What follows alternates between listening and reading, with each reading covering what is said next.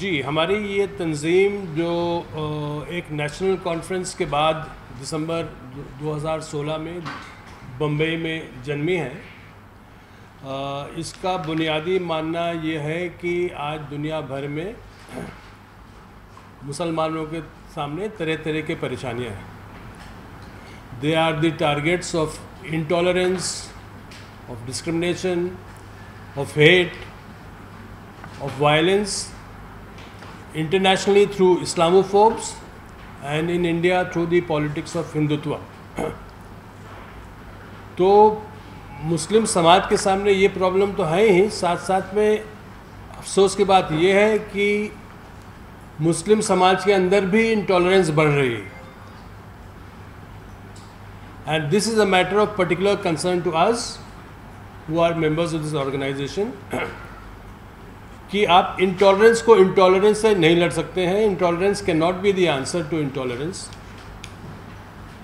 If you are part of the problem you can't be part of the solution. तो therefore another way has to be found.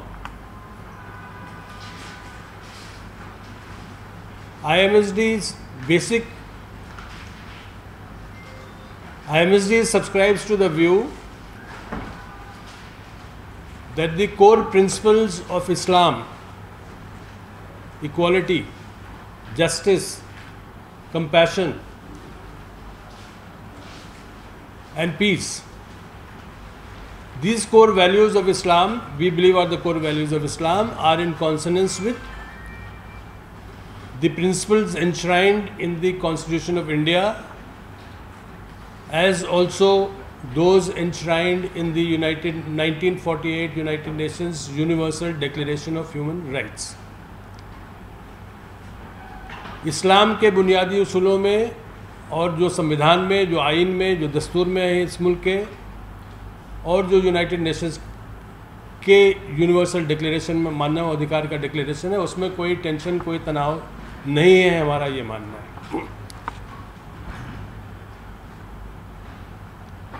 चूँकि हम मानते हैं कि हमारी पहली जिम्मेदारी मुस्लिम समाज के अंदर के जो मसाइल हैं उनसे एड्रेस करना है, इसलिए हमारी प्रिंसिपल एम्स, हमारी 3 जो प्राइमरी एम्स जिनको हम कहते हैं वो ये हैं: to combat intolerance, tendencies of intolerance, of supremacism, of exceptionalism, of extremism, of violence within the terrorism within the Muslim community. इनसे जूझना, तंग नज़री, कटमुल्लापन, इंतहा पसंदी, दहशतगर्दी की जो टेंडेंसीज़ बढ़ रही हैं, ये हमारा समाज के ऊपर आरोप नहीं, समाज के अंदर ये जो बुराइयां फैल रही हैं आज, उनसे लड़ने का, उनसे मुकाबला करने का ये हमारा पहला एम है। हमारा दूसरा एम है to promote gender justice in all spheres of life. ज़िंदगी के हर शोबे में औरतों को इंसाफ और बराबरी का दर्जा मिलना चाहिए, ये हमारा दूसरा मकसद है। और तीसरा मकसद हमारा ये है कि आप अक्सर आपके जो मुस्लिम दोस्त हैं, पड़ोसी हैं, उनसे बात करें तो अक्सर आपको सुनने को मिलेगा कि जिस इस्लाम के माहौल में हम पले और बड़े थे वो इस्लाम कुछ और था। आज हमारे घरों में, हमारे मोहल्लों में, हमारे शहरों में जो इस्लाम की बात हो रही है, ये इस्लाम कुछ और है। तो वो जो परंपरा थी, और दिल्ली के रहने वाले तो हज़रत निज़ामुद्दीन का नाम आप नाम ही नहीं सुना होगा, उनकी परंपरा से भी परिचित होंगे, वाकिफ़ होंगे।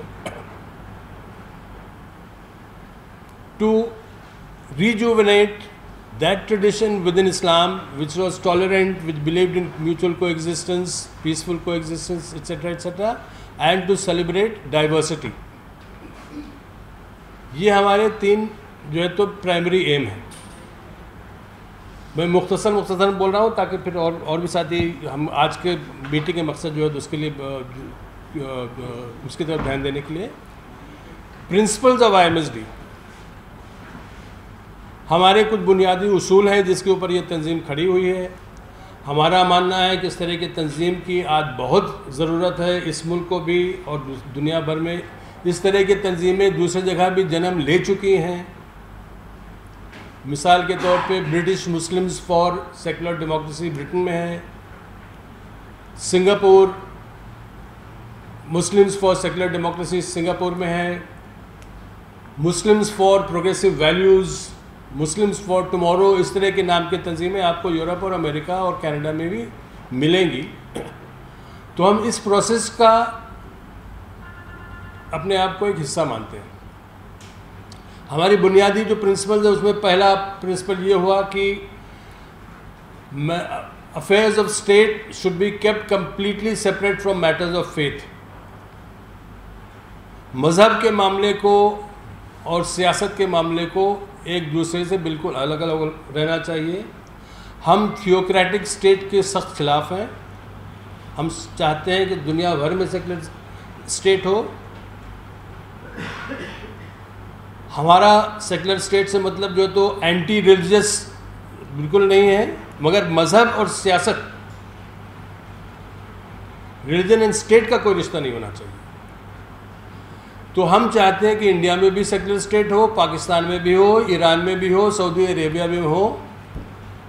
हम उन मुस्लिम तंजीमों या मुस्लिम इंडिविजुअल्स की तरह नहीं सोचते हैं जिनका ये मानना है कि जहाँ पे मुसलमान माइनॉरिटी में हो वहाँ पे सेकुलर स्टेट हो, जहाँ पे मुसलमान मेजॉरिटी में हो वहाँ इस्लामिक स्टेट हो। हम नहीं मानते। हम रिलीजियस फ्रीडम पे विश्वास रखते हैं। We believe in religious freedom. हमारा मानना है कि the freedom to believe includes the right not to believe. धर्म का आधार किसी को मानने का हक है तो किसी को ना मानने का भी हक है, हमारे संविधान ने भी दिया हुआ है।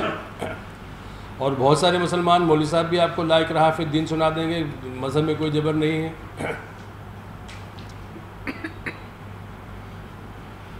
और यही जो है तो यूएन के प्रिंसिपल्स में भी है। तो the right to believe includes the right not to believe. Freedom of expression, सोचने और बोलने की आज़ादी, हम इसके फेवर में हैं। हम अपोस्टेसी का फतवा, मुर्तद का फतवा, उसके बिल्कुल सख्त खिलाफ है कि अगर आपने मुर्तद का फतवा लगाने की बात की तो फिर ये कैसे हो सकता है कि एक तरफ जो तो आप जो तो मज़हब की आज़ादी की बात कर रहे हो, दूसरी तरफ ये फतवे भी लगा रहे हैं। ये तो कुछ जो है तो डबल स्पीक वाली बात हो गई। हम इसके खिलाफ हैं। हम मोटी मोटी कुछ आपने उसूल बता रहे हैं, आपके सामने रख रहे हैं। हमारा ये मानना है कि औरतों को ये पूरा हक़ है कि वो तय करें कि उनको किस तरह से ड्रेस करना है। हम इसके खिलाफ हैं कि उनके ऊपर बुर्का थोपा जाए, और हम इसके खिलाफ भी हैं उनके ऊपर बिकनी थोपा जाए। Women should have the right to decide their own this thing। और सबसे इम्पॉर्टेंट जब हम सेकुलरिज्म की बात करते हैं तो हमारी समझ में, IMSD की समझ में, सेकुलरिज्म का मतलब ये है कि स्टेट का, राज्य का हर नागरिक से, हर सिटीजन से डायरेक्ट एक रिश्ता होता है। नागरिक बराबर होता है, उनके बीच में कोई डिस्क्रिमिनेशन अलाउड नहीं है। तो IMSD जब मानती है कि हिंदू और मुस्लिम के बीच में फ़र्क नहीं होना चाहिए, डिस्क्रिमिनेशन नहीं होना चाहिए, कॉन्स्टिट्यूशन के साथ नहीं भी होना चाहिए, तो अलाउड नहीं है, परमिटेड नहीं है, प्रोहिबिटेड है। दलित और ब्राह्मण के बीच नहीं है, तो मुस्लिम औरत और मुस्लिम मर्द के बीच में भी डिस्क्रिमिनेशन नहीं होना चाहिए। हम इस तरह के डिस्क्रिमिनेशन के भी खिलाफ हैं। हमारा मानना है कि मुसलमानों को भी उतना ही हक है अपने धर्म के पालन का, मज़हब के पालन का, जितना कि गैर मुस्लिम का है। तो अगर मुसलमान इस मुल्क में या किसी मुल्क में उनका ये मानना है कि वहाँ पे उनको मस्जिद अपनी बनाने, अपने तरीके से प्रार्थना करना, नमाज़ पढ़ना, इबादत करना जो तो उनका हक़ होना चाहिए, तो उसी तरह से हिंदुओं का, ईसाइयों का, बुद्धिस्टों का, बाकी मज़हब वालों का भी उतना ही हक़ है। तो हम ये गलत मानते हैं कि सऊदी अरेबिया में जो तो किसी दूसरे धर्म के मानने वाले को जो तो अपने हिसाब से इबादत करने की, पूजा करने की कोई परमिशन नहीं है, वहाँ पे मंदिर अलाउड नहीं है, वहाँ पे गिरजा अलाउड नहीं है। हम इसके ख़िलाफ़ हैं। तो ये हमारे कुछ मोटे मोटे उसूल हैं। वक्त की कमी है तो फिर आगे और चर्चा में बात होगी। मैं ये अपनी बात खत्म करूँ। खाली एक बात जोड़ दूँ कि ये जो है तो हमारी तंजीम में जो कुछ नाम हम आपके सामने रख दें कि ये जो दिसंबर में मीटिंग हुई थी तो इसमें करीब 25 शहर from 25 different towns of India, उसमें जो तो लोग आए थे महाराष्ट्र के ज़्यादा थे, पहली शुरुआत थी, बाकी के कम थे। मगर दिल्ली का चैप्टर मार्च महीने में बना है, अगले 2-3 महीने में इलाहाबाद का चैप्टर, चेन्नई का चैप्टर, और महाराष्ट्र में 3-4 शहरों में शोलापुर, पुणे, सतारा वगैरह में चैप्टर बनने की पूरी आशा है। आप सबका धन्यवाद। शुक्रिया जावेद साहब IMSD के बारे में एक इंट्रोडक्शन देने का। अब हम इस प्रेस कॉन्फ्रेंस का जो हमारा स्पेसिफिक एजेंडा है उसकी तरफ आते हैं। इस वक्त आप सब लोग जानते हैं कि कुछ टॉपिक्स हैं जो बहुत ज़्यादा सामने चल रहे हैं, ख़ास तौर पर ये ट्रिपल तलाक और निकाह हलाला और दूसरे इस किस्म के टॉपिक। और एक तरह से ये जो टॉपिक है ट्रिपल तलाक एक तरह का फुटबॉल मैच बन गया है, जो भी चाहे कोई इधर से उधर फेंक रहा है, कोई इधर से उधर उसको लात मार रहा है, मतलब इधर से उधर जा रहा है। और हर एक की नज़र इस बात पर है कि आप किस पॉइंट ऑफ व्यू से बोल रहे हैं इस टॉपिक पर और आपका क्या पर्सपेक्टिव है। तो चूँकि अभी सुप्रीम कोर्ट में इसके बारे में एक सुनवाई होने वाली है, तो हमने सोचा कि इस ऑर्गेनाइजेशन के थ्रू हम अपनी बात सामने रखें और एक सेक्युलर मुस्लिम्स और लिबरल मुस्लिम्स का क्या पर्सपेक्टिव होना चाहिए इसके लिए, और हम किसके फेवर में हैं। बेसिकली हम लोग जस्टिस के फेवर में हैं। हम लोग समझते हैं कि जो भी है, जैसे यहाँ पे एक स्लोगन भी लिखा गया है कि जहाँ इस्लाम नहीं, जहाँ इंसाफ नहीं वहाँ इस्लाम नहीं। तो we are in favour of justice. So whatever we talk about, I think it will be seeking justice for women, for everyone. So I would now invite Saif Mahmood, who's a Supreme Court lawyer. So he's going to give his perspective on this issue. Thank you. पहले तो मैं इस बात से शुरू कर दूं कि ये वाज़ह कर दूं मैं कि जो इशू सुप्रीम कोर्ट के सामने है ट्रिपल तलाक का, उसका बहुत गलत इस्तेमाल भी हो रहा है। Let me begin with sounding this caveat that we are aware that the issue of triple talaq is being misused by certain political parties to create animosity and a sense of hatred against Islam and Islamic law, as if everything is fine with all the women in this country. This is a pure gender justice issue, and we urge all of you here, our friends in the media and otherwise, to not make it a Hindu-Muslim issue. It's a pure issue of gender justice, and that is how we look at this issue. Having said that, since the issue is now before the apex court, and the highest court of the country is expected to take a call and decide and make a judicial pronouncement on the issue, one obviously must take a stand. And our stand, so far as the IMSD is concerned, our stand in brief is this. There are 3 issues before the Supreme Court: triple talaq, halala, and polygamy. We consider all 3 of these not only as unconstitutional but also as un-Islamic. And let me just briefly tell you what this issue of triple talaq is about. I will take just a minute and a half to tell you that and then come back to our stand on it. We support the petitions that are pending in the Supreme Court to seeking a declaration that triple talaq is unconstitutional. We oppose the stand of parties like the All India Muslim Personal Law Board, who have said that yes, it is un-Islamic, but it cannot be declared as unconstitutional. In our view, it is a completely preposterous opinion, and I think it's a distinction without really a difference. What is triple talaq? The issue that is pending before the Supreme Court. You see, the Islamic law prescribes an exhaustive code of pronouncing talaq, and what most people do not know is that Islamic law gives the woman and the man an equal right to divorce the spouse.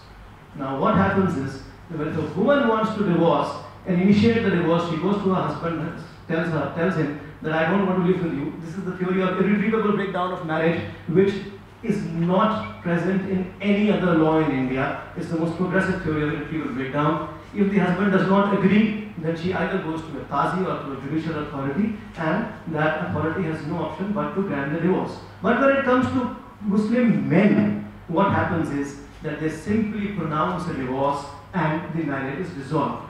Now, Islamic law prescribes an exhaustive code on how this divorce is to be pronounced.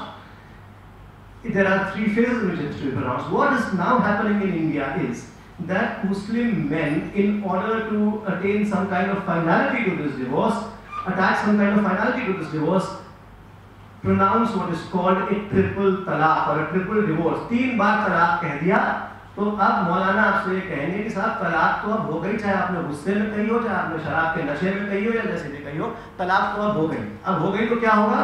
तो इसलिए now you will have to follow the procedure of halala, और जब तक हलाला नहीं होगा तब तक आप दोबारा अपनी शौहर से शादी नहीं कर सकती, चाहे वो लाख सर पीटते रहें कि नहीं भैया मैं तलाक नहीं देना चाहता। Now this is the economy, this is the humiliation that the Muslim woman has to go through. We are absolutely against this. This is not the Islamic law. It has been proscribed, it has been banned, prohibited in almost all Muslim countries. India is perhaps the only country with such a large Muslim population where this is still going on. Even in Pakistan, countries like Pakistan, it has been absolutely banned.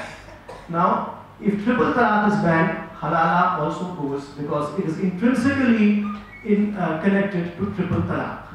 The third issue, and may I tell you this, that the Delhi High Court in the year 2007, in a judgment of Justice Badr Durraiz Ahmad, the High Court speaking through Justice Badr Durraiz Ahmad, has said that, and these are his words, he says that I hereby hold that the effect of every triple talaq pronounced shall be that of a single talaq. So far as the law is concerned, at least in Delhi, and there is no contrary ruling of any other High Court, therefore all over the country, triple talaq is already illegal.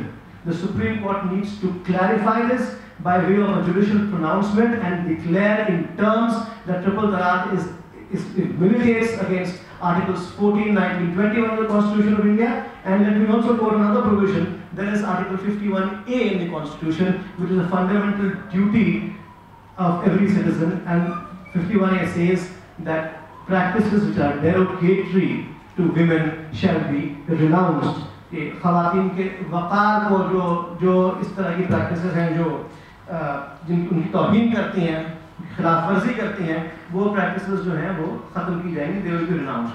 Triple talaq and halala are practices which are derogatory to women. Finally, on the issue of polygamy, there are various stringent conditions prescribed under Islamic law, under the Sharia, for polygamy.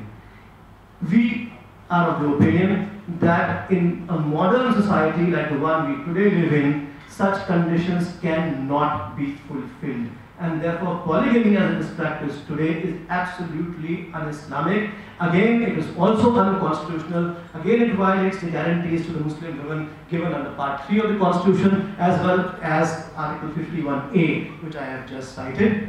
But the other thing that I want to say is that a complete codification of Muslim law is required. Much more needs to be done. Not only these 3 practices, but other practices which are unilateral, which are arbitrary in nature, which leave the woman fending for herself, running from pillar to post. All these practices need to be considered. A comprehensive legislation is required for this. We have to codify the Muslim law, which is hitherto uncodified. Let us begin with that, and we hope that till such time as a proper legislation is in effect, the Supreme Court will step in and dislodge the vacuum that has been created in favor of giving Muslim women their constitutional guarantees. Thank you very much. जो legal provisions and the case before Supreme Court, which has been explained by my colleague, what I want to touch upon is that in last 2 or 3 months, there are so many BJP leaders, including Prime Minister himself. At least 3 or 4 times Prime Minister himself has talked about this issue of triple talaq. And UP Chief Minister has said, and various other ministers of this central government, as if there is no other issue which is affecting women or Muslim women. There are hundreds of other things which are being, the rights and human rights are being violated of general public. It is very clear that the attempt is to politicize and communalize.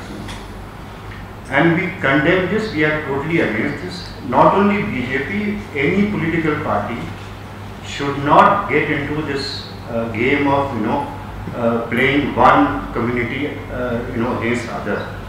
The matter is before the apex court. Supreme Court will go into all details, and as my colleague said that things are so clear, and they will pronounce a judgment. The second thing I would like to say is that after the judgment is delivered, depending upon what the court says and what is the response of the Muslim Personnel Board, my appeal to my friends in media is that please, I'm sure you will be going to Muslim Personnel Board members, for their response and all that. Please contact us also. And it is our, we feel that Muslim Personnel Board, if the judgment is that this practice should be banned, Muslim Personnel Board will not accept this. And at that moment, we would like to come out and we have been, it is not the first time we are talking about this. It is because the court is hearing this issue. That's why we have called a press conference. Our members have been looking into all such matters at different places, in different cities of India, wherever women are being discriminated against. We have been fighting against those people.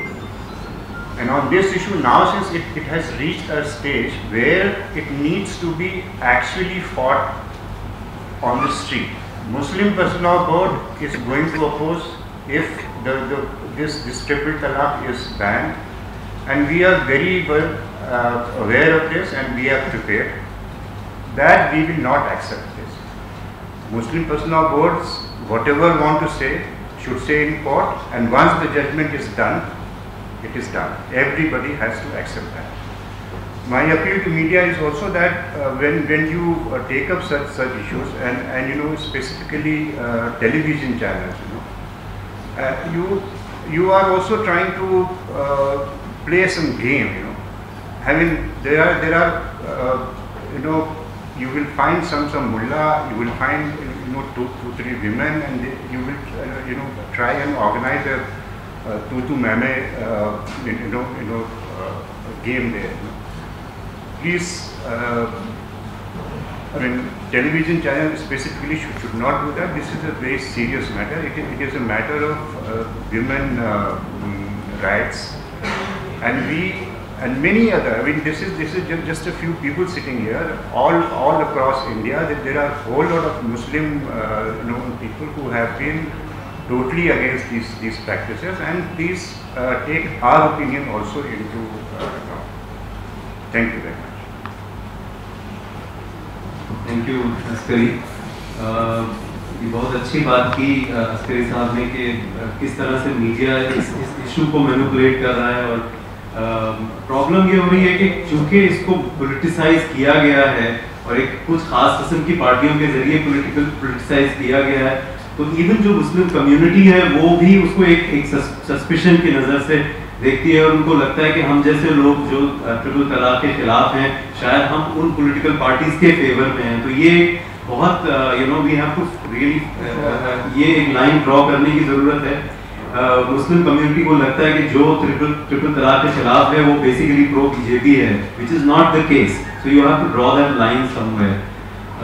मैं अब दावत देता हूँ जुलेखा जबीन, जो कि बहुत down to earth काम कर रही हैं, लड़कियों के लिए और औरतों के साथ काम कर रही हैं, काफ़ी ह्यूमन राइट्स वगैरह के लिए काम कर रही हैं। तो जुलेखा, आपकी बात को ही आगे बढ़ाते हुए मैं ये कहना चाहती हूँ कि मुसलमान औरतों के जो इशू हैं, मुसलमान औरतों की हमदर्दी का जो मुल्क में पूरा एक बहुत बड़ा सा नाटक चल रहा है।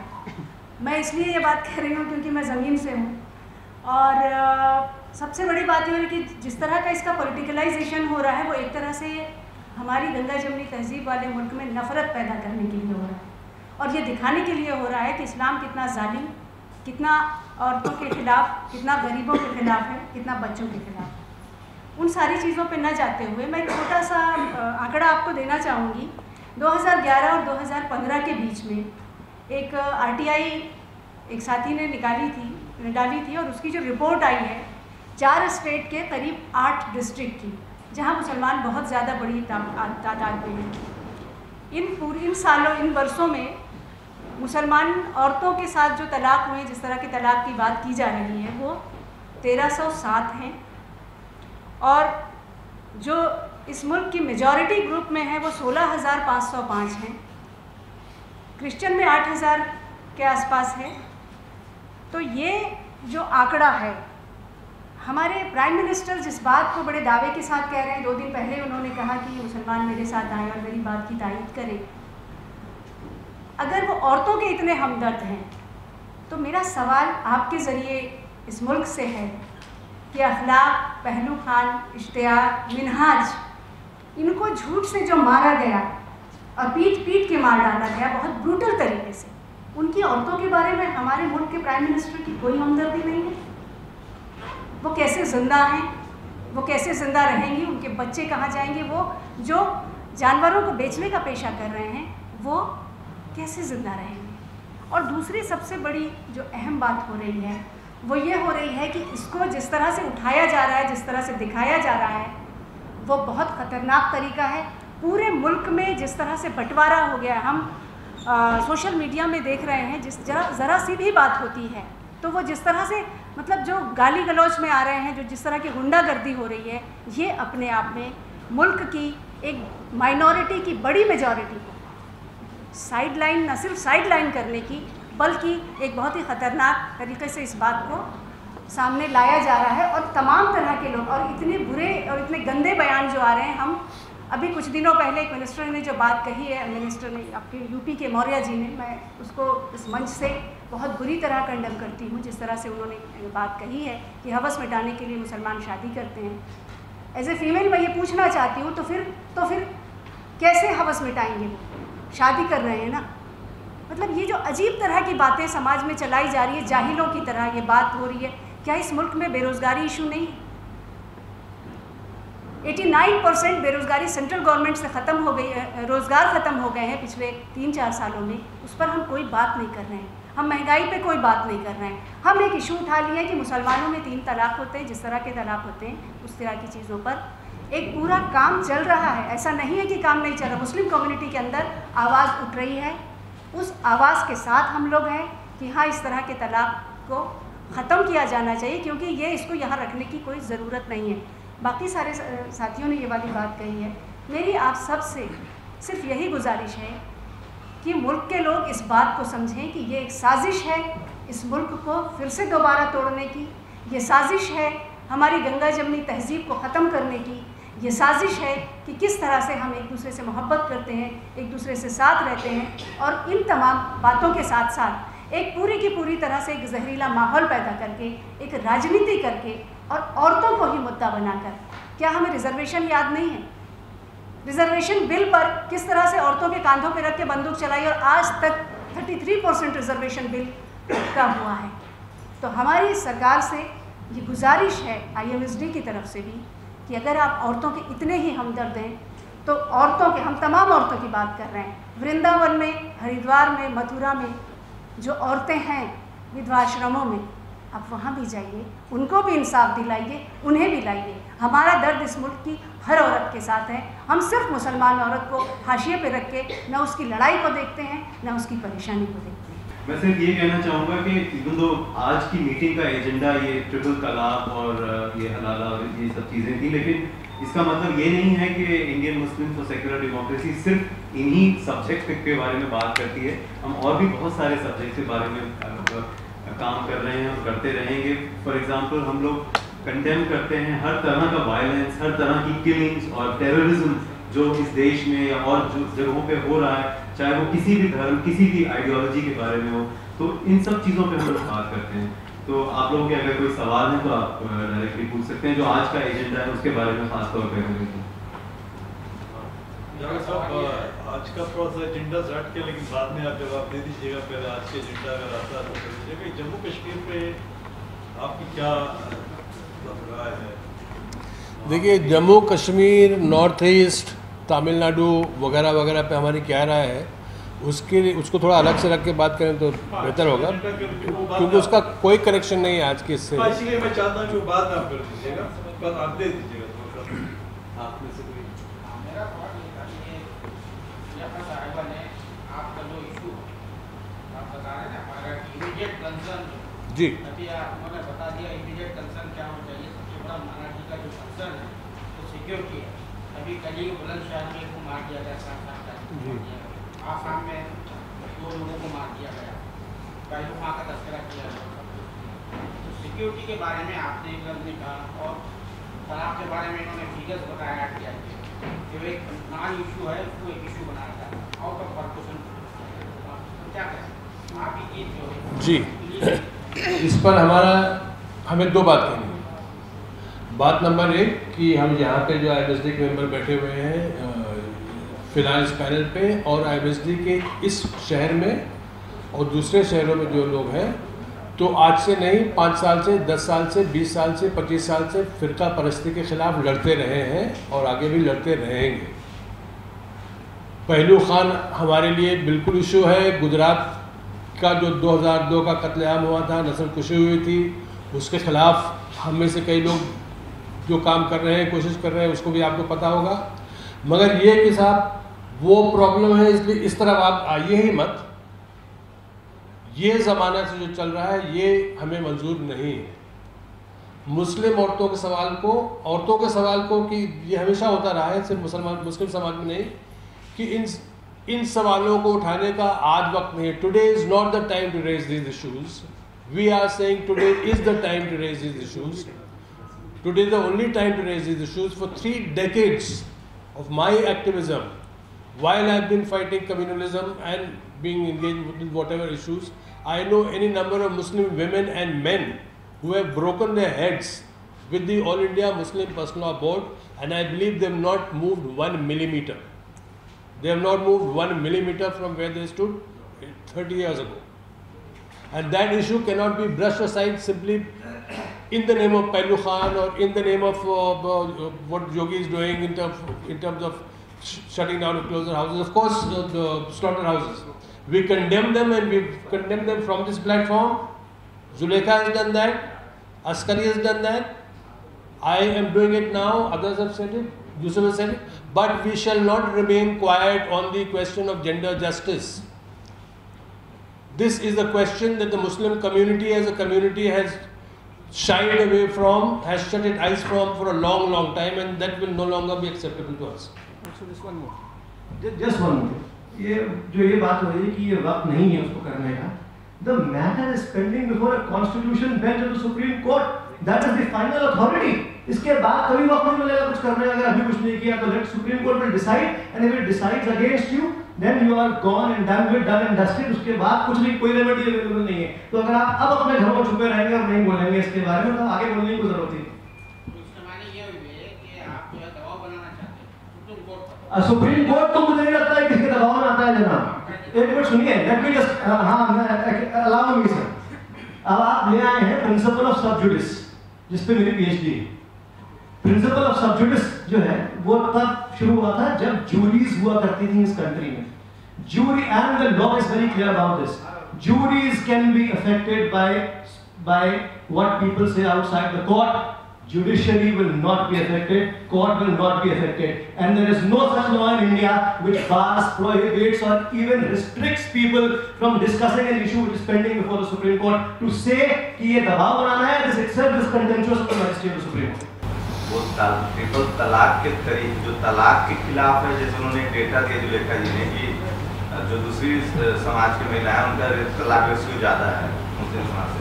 तो क्या IMSD महिलाओं का जो तलाक सिस्टम है वो इंडियन कॉन्स्टिट्यूशन में भी है, उसके खिलाफ है, या जो तलाक का तरीका है उसके खिलाफ है? ये दूसरा, क्या जिस तरह से मुस्लिम समाज के बारे में बात की जा रही है एक पर्टिकुलर पार्टी जो कि वो भी धार्मिक मजहबी लोग हैं, तो क्या IMSD उनके मजहब में जो बुराइयां हैं उस पर बात करेगी, जैसे वो आपके मजहब में प्रॉब्लम गिना रहे हैं कि वो घूंघट? तो एक और सवाल है मेरा, उसके बाद बात करें. एक तो वो कि क्या तलाक के खिलाफ है IMSD या तलाक के तरीके के खिलाफ है, क्योंकि तलाक के कई तरीके हैं. दूसरा कि क्या आपको मजहबी रूप से कट्टर दिखाया जा रहा है या अगेंस्ट वुमेन दिखाया जा रहा है, तो क्या बाकी धर्मों में जो महिलाओं के साथ प्रॉब्लम है वो ये समाज उठाएगा कि आपके समाज में जिस तरह की बुराई है उसका रेक्टिफाई कीजिए? 2 सवाल। तीसरा सवाल ये है कि क्या लग रहा है आपको कि जो भी मजहबी समाज है आपके देश में, जो देखा जाएगा कि गंगा जमुनी तहजीब, मुझे नहीं पता आज़ादी से पहले भारत में कब गंगा जमुनी तहजीब थी, हमारा कम्युनल वायलेंस का पूरा इतिहास रहा और उसकी वजह धार्मिक। तो क्या ये IMSD जो है, जो सेकुलर कहता है, वो क्या मजहबी, चूंकि जितनी समस्याएं हैं वो मजहबी है, मजहब की वजह से इस देश में हो रहा है, तो क्या ये मजहबी समस्याओं के बारे में, सिर्फ इस्लाम के बारे में आप लोग बात करेंगे और पर्सनल लॉ बोर्ड के खिलाफ हैं आप पूरी तरह से, और सिर्फ तलाक के मुद्दे पर खिलाफ है या तमाम मुद्दों पर आप सिर्फ खिलाफ हैं? शम्भू भाई, आपने 3-4 बातें की। पहली बात मैं सिर्फ आपसे ये कहती, हम तलाक के खिलाफ नहीं हैं, क्योंकि औरत की उस आज़ादी को जो जहन्नम उसकी ज़िंदगी बना दी जाती है, उससे निजात का जितना अच्छा रास्ता हमको इस्लाम में दिखाई देता है वो और कहीं नहीं दिखता। जो अभी तो ये मैंने 3 स्टेट की आपको बताई, पूरे देश में तो लाखों मामले पड़े होंगे और बरसों से पड़े। एक आप सुन तो ले, आप जवाब तो सुन लें। आपने एक सवाल में 2 बात कही है, तो मैंने आपके पहले सवाल का जवाब दिया कि हम तलाक के खिलाफ नहीं है। अब आ रहा है दूसरा, तरीके के खिलाफ। 1 टाइम ओरली ट्रिपल तलाक के सख्त मजम्मत करते हैं, हम उसके खिलाफ हैं क्योंकि ये अनकुरानिक है, अनकॉन्स्टिट्यूशनल है। ठीक, अब आपका दूसरा सवाल है, दूसरी कौम उसको उठाएगा।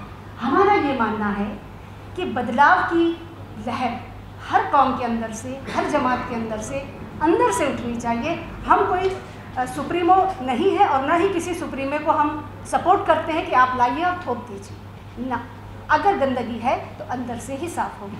तो हम किसी कौम की वहाँ ज़्यादा विरोध है, वहाँ ज़्यादा उत्पीड़न है, हम ऐसे सवाल को हम हवा नहीं दे रहे हैं। हमारा कहना वो औरतें, हमने हाईलाइट किया है कि जो ये दिखाया जा रहा है कि इस मुल्क में सिर्फ मुसलमान औरतों के साथ ये तलाक को लेकर ये मामला, और मुसलमान इतने जाहिल हैं और औरत के खिलाफ हैं। ये जो पूरा प्रोपेगेंडा है, ये जो झूठ फैलाया जा रहा है, एक सपने की दुनिया में ले जाया जा रहा है पूरे एक अलग तरह के तबके को जो अराजक होता जा रहा है, सिर्फ मुसलमान नाम से ही, सिर्फ दाढ़ी और टोपी देख कर ही। हम उसकी उस तरीके पर बात कर रहे हैं, हम किसी कौम को नसीहत नहीं कर रहे हैं। तीसरी और आखिरी बात आपने जो मजहबी वाली बात नहीं, अगर महिलाओं का मुद्दा है, किसी कौम की प्रॉब्लम है और वो आपको नसीहत कर रहे हैं, तो आपका समाज क्यों नसीहत नहीं करेगा? नहीं, अगर औरतें खड़ी हो रही हैं उनके साथ। नहीं, आप करिए ना, हम IMSD की बात कर रहे हैं, आप करिए, आप शौक से करिए। औरतें जहाँ जहाँ खड़ी होंगी, वो किसी मजहब की हो, किसी कम्युनिटी की हो, किसी इलाके की हो, किसी वर्ग की हो, किसी वर्ण की हो, हम उनके साथ खड़े होंगे। हम खड़े होते रहे हैं। जावेद जी ने बताया, यूसुफ साहब ने जो बताया है कि 25 साल से हम लड़ रहे हैं। हम किसी कम्युनिटी के लिए नहीं लड़ रहे हैं। इस मुल्क की वो को जोड़ने वाली जो हमारी एक थी कि सब मिल के रहते थे। आपने जो आखिरी बात कही थी, मैं बिल्कुल उसको मानने वो हूँ कि इस मुल्क में जो एक सवर्णों का लॉ है और एक पूरी की पूरी कम्युनिटी ख़त्म की जा रही है छुआ-छूत के उससे, तो उस मजहबी उस पर मैं उस तरफ नहीं गई। मैं जनरली सारे लोग जिस तरह से मिल के रहते थे, ये बात मैंने उस लिहाज से की है। वह एक दूसरी बहुत डीप सवाल है जो आपने किया था। सॉरी माफ कीजिए, मैं डीप सवाल नहीं, मैं अनटचेबिलिटी के बारे में बात नहीं कर रहा था। आपने गंगा जमुनी तहजीब से मुझे अंदाज है, वो इस देश में कभी रहा नहीं, आगे आज़ादी के बाद रही है। अब तीसरा सवाल कि पर्सनल लॉ बोर्ड जो तलाक के पक्ष में है, आप लोग पर्सनल लॉ बोर्ड को ही कंडेम करते हैं या सिर्फ इस मुद्दे पर उसके साथ नहीं है? हमने, आप शायद देर में आए, अगर आप शुरू में आए होंगे तो हमने जो है तो MSD के सिद्धांत, MSD के उसूल कई सारे गिनाए हैं। उसमें से ट्रिपल तलाक का सिर्फ एक ही मामला है। मिसाल के तौर पर हम मुर्तद के कॉन्सेप्ट को नहीं मानते। IMSD मुर्तद के कॉन्सेप्ट को हरगिज़ नहीं मानता है। IMSD मानता है कि जिस तरह से मुसलमानों को या दूसरे मज़हब वालों को अपने धर्म का प्रचार करने का हक होना चाहिए और जिसको जो धर्म ठीक लगे वो अपना धर्म अपनाए, इसी तरह किसी मुस्लिम मर्द या औरत को पूरा हक है कि अगर उनको लगता है कि इस्लाम से बाहर जाना चाहता है या चाहती है तो जाए। उसके ऊपर ये मुर्तद का वो फतवा लगे और ये सब हो, उसके हम सख्त खिलाफ हैं। ब्लास्फेमी लॉ के हम सख्त खिलाफ हैं। हम डिस्क्रिमिनेशन के ये जो कहते हैं कि बुर्का पहनना, औरत बुर्का पहनती है नहीं पहनती है, ये उसका ज़ाती सवाल है। हमारा उसमें कोई स्टैंड नहीं कि बुर्का पहनना गलत है, इसको कल से बंद होना चाहिए। मगर अगर कोई ये कहता है कि ये इस्लाम का फ़र्ज़ है तो हम उसको चैलेंज करेंगे। वो चाहे पर्सन ऑफ बोर्ड हो, आपको तो पता है अच्छी तरह से पर्सन ऑफ बोर्ड के अंदर जमीयत उलमा हिंद भी है, जमात इस्लामी भी है, अहले हदीस भी हैं, और ये भी हैं और वो भी हैं और सभी हैं, और हम सभी को लेकर बात कर रहे हैं, जो सब मुर्तद की बात करते हैं और इहानत रसूल की बात करते हैं, बुक बैनिंग की बात करते हैं, बुक बर्निंग की बात करते हैं, और जो बजरंग दल का जैसा काम करेगा हम उसके खिलाफ बोलेंगे, और उसको बजरंग दली हरकत हम बोलेंगे या तालिबानी हरकत बोलेंगे, और दोनों में हमारे लिए कोई फ़र्क नहीं।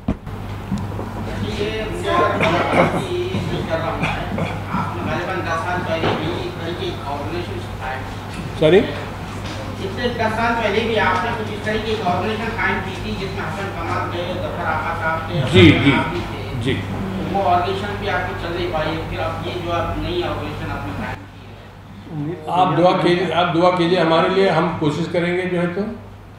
और वो ऑर्गेनाइजेशन चल इसलिए नहीं पाई कि उसके लिए कोई ये हो गया या वो हो गया। हसन कमाल साहब आज भी इस नए ऑर्गेनाइजेशन मेंबर हैं, शमा जैदी इस ऑर्गेनाइजेशन के मेंबर हैं, तहर महमूद साहब इस ऑर्गेनाइजेशन के मेंबर हैं, जावेद सिद्दीकी इस ऑर्गेनाइजेशन के मेंबर हैं,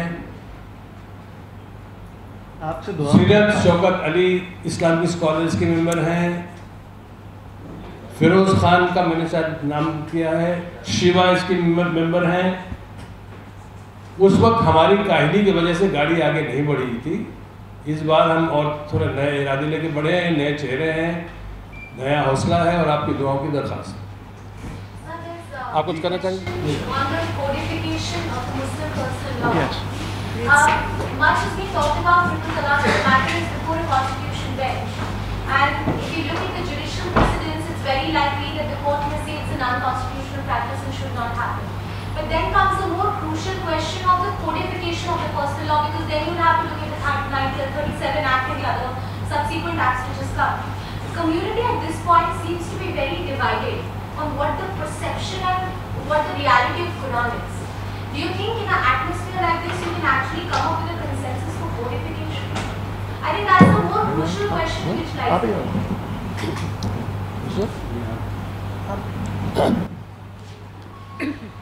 Well, in one sense you are right. In one sense you are right that on the issue of triple talaq, for example, irrespective of what this or that or all the members of All India Muslim Personnel Board know, I know women from my village in Allahabad, where I was born and brought up, who have not studied beyond the second standard and third standard, and their husbands who have not studied beyond that standard also said 3 तलाक का तरीका बिल्कुल गलत है, इसको ख़त्म होना चाहिए.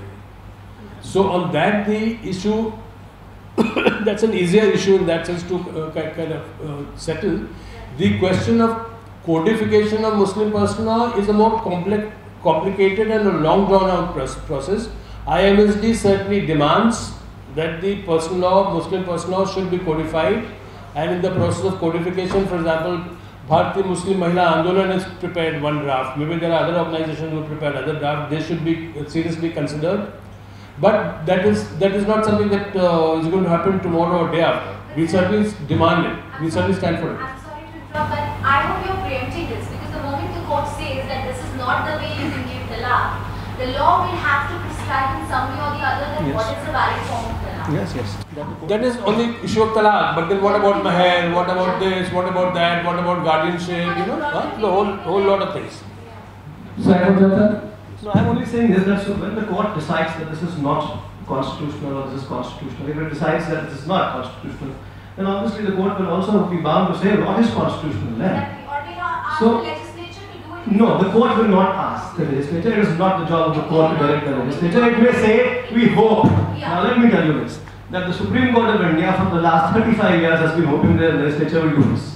In more than 7 judgments of the Supreme Court, including 3 judgments of full benches of the Supreme Court, the Supreme Court has expressed this hope time and again that the legislature will step in and do something. Now, so there is no question of preemption of that. There is this is an all-inclusive process. This is going to be an all-inclusive and longer process.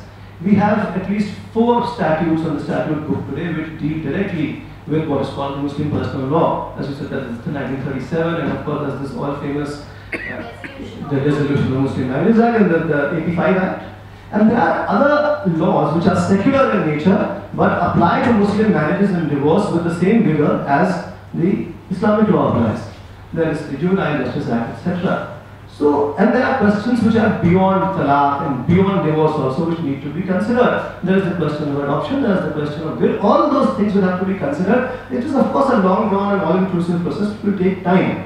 But to say that one should not talk of codification of Muslim law because the time is not right, I don't think you would agree with that. Well, there are voices within the personal law code which are now talking about codification. Yes, unfortunately. Fortunately. Yes. आप कुछ कहना चाह रहे थे? I just want to say. अच्छा, खास से उनका कहना चाहते हैं. Luckily, there is no Maulana, no organization that says that triple talaq is okay and it should be applauded or should.